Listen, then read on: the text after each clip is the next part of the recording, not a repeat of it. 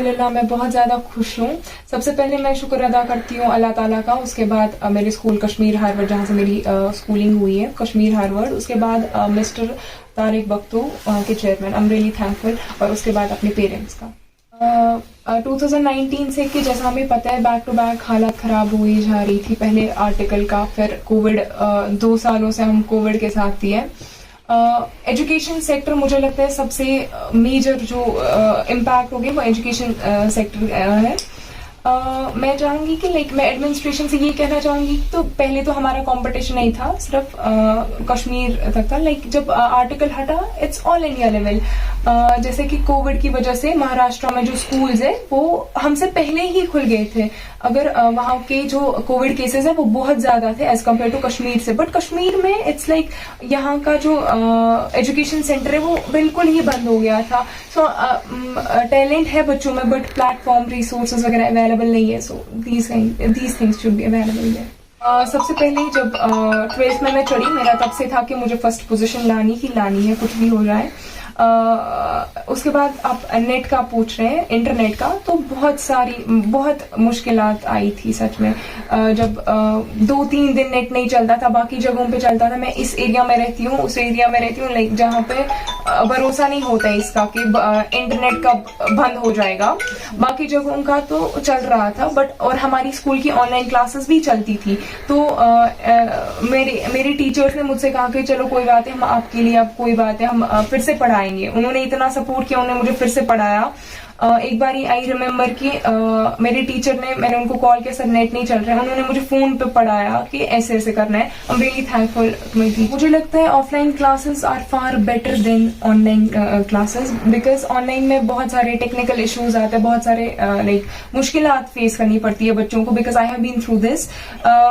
Offline classes वो उसको online classes कभी बीट नहीं कर सकता है। बट अब ऐसी सर्कमस्टेंसेस है, ऐसी हालात है, बच्चे नहीं जा सकते ऑनलाइन क्लासेस। बट गवर्नमेंट को जो एजुकेशन सेक्टर है वो लास्ट में हिट होना चाहिए। बट यहाँ पे कुछ उल्टा है। यहाँ एजुकेशन सेक्टर पहले हिट होता है। आप देख सकते हैं मॉल्स वगैरह, मार्केट्स वगैरह वो बिल्कुल खुले हुए थे। एजुकेशन सेक्टर जो है वो सबसे पहले बंद किया गया था। ऐसा तो नहीं होना चाहिए। अगर बच्चा ऑनलाइन क्लासेस देता है, सो ऑनलाइन एग्जाम ही होना चाहिए। इट्स नॉट फेयर कि अगर वो ऑनलाइन क्लासेस दे रहे हैं तो उनका ऑफलाइन एग्जाम हो जाएगा। I personally think it's not fair. But मैंने ऐसा नहीं सोचा। मैंने सोचा, मुझे पहले से पता था कि एग्जाम तो होने वाला है, और इस बार बोला था कि 30% रिडक्शन, रिलैक्सेशन मिली। In my opinion I think online या ऑफलाइन सेम है। इट्स मेरे लिए, in my opinion I am saying, मेरे लिए सेम है। बट आई डोंट नो जो बाकी बच्चे कहते हैं कि हमें ऑनलाइन लेने चाहिए। I can't comment on that because I don't know what they are feeling और my father is basically he is actually a chartered accountant. इनसे मुझे इंस्पिरेशन मिली है कि नहीं, मुझे भी कॉमर्स में ही जाना है, मुझे भी चार्टर्ड अकाउंटेंसी ही करनी है। माई पेरेंट्स, उन्होंने मुझे बहुत सपोर्ट किया कि मैंने मोस्टली बच्चों को देखा है कि उनको बेचारों को फोर्सफुली पकड़ाते हैं कि नहीं तुम्हें मेडिकल लेना है, नॉन मेडिकल लेना है। बट अल्हम्दुलिल्लाह मेरे केस में ऐसा नहीं है। मेरे पेरेंट्स ने मुझे बहुत सपोर्ट किया। उन्होंने बोला कि if you are comfortable with medical then go for medical, if you like commerce अब कॉमर्स में जाओ। इस वजह से मैंने कॉमर्स लिया, just because of my father. ऐसा नहीं है कि लड़के लड़कियां they are equal. I think both are equal, लड़के और लड़कियां इट्स इक्वल। बट कहीं ना कहीं लड़कियां ज्यादा फोकस करती है पढ़ाई पे, इन सब चीजों पे। कहीं ना कहीं लड़के वहाँ they take it for granted, नहीं करना है, चलो कोई बात नहीं, एग्जाम्स के दिनों देख लेंगे। बट लड़कियों का मोस्टली होता है स्टार्ट से ही, नहीं मुझे पढ़ाई करनी है, अच्छे मार्क्स लाने। लड़कों का कहीं ना कहीं बस पास होने चाहिए, इसलिए लड़कियां टॉप करती हैं। इनिशियली जब हम देखते थे तो गवर्नमेंट स्कूल्स के बच्चे, मोस्ट ऑफ द बच्चे पास नहीं होते थे, पोजीशंस नहीं होती थी। But I am really happy कि इस बार जो बच्चे गवर्नमेंट स्कूल के बच्चे वो हमें नेक टू नेक कंपटीशन दे रहे हैं। आई am really happy for them. उनको भी अब सोर्सेज मिल रहे हैं पढ़ाई के, वरना पहले ऐसा होता था कि उनके पास सोर्सेज नहीं होते थे, प्लेटफॉर्म नहीं होता था आगे जाने का। बट अभी माशाल्लाह उनके पास प्लेटफॉर्म है और सोर्सेज वो आगे जा सकते हैं।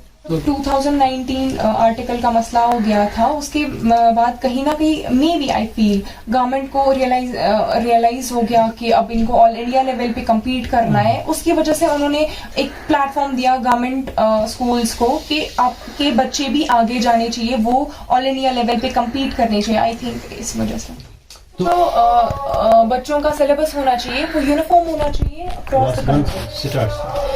मतलब पहले से स्टार्ट से ऐसा नहीं है कि लाइक मैंने मोस्टली देखा है 8th से स्टार्ट होता है कि बोर्ड की बुक्स होती है, सेम सिलेबस होता है, बट ऐसा नहीं होना चाहिए। स्टार्ट से अगर कोई बच्चा फर्स्ट क्लास में, फर्स्ट से ही यूनिफॉर्म सिलेबस होना चाहिए, बिकॉज बहुत सारे बच्चे, बहुत सारे लोग अफोर्ड नहीं कर पाते, मतलब महंगे कोचिंग सेंटर्स, महंगे स्कूल्स वगैरह।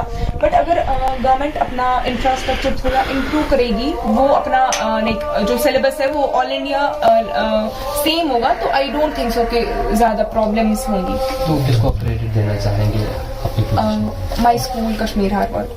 तो घर से कितना प्यार मिला, कितना सपोर्ट मिला? बहुत ज्यादा प्यार मिला, बहुत ज्यादा, अल्हम्दुलिल्लाह। मैं चाहूंगी कि this is not the end of the life. जिंदगी बहुत बड़ी है, इतना ही ये एंड नहीं है। अगर कोई बच्चा फेल हो गया या किसी को थोड़े मार्क्स कम है, so don't worry, it's just a part of life. This is nothing, this is not life, just a part of life.